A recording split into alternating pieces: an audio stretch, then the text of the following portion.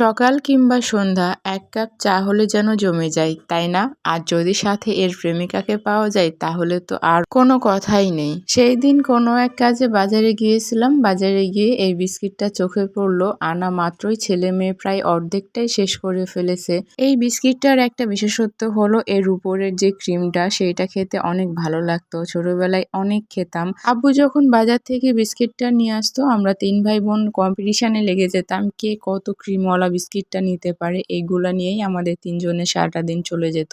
আর এখন চলে আমার ছেলে-মেয়ের মধ্যে। স্মৃতিগুলা যেন ফিরে আসে বারবার।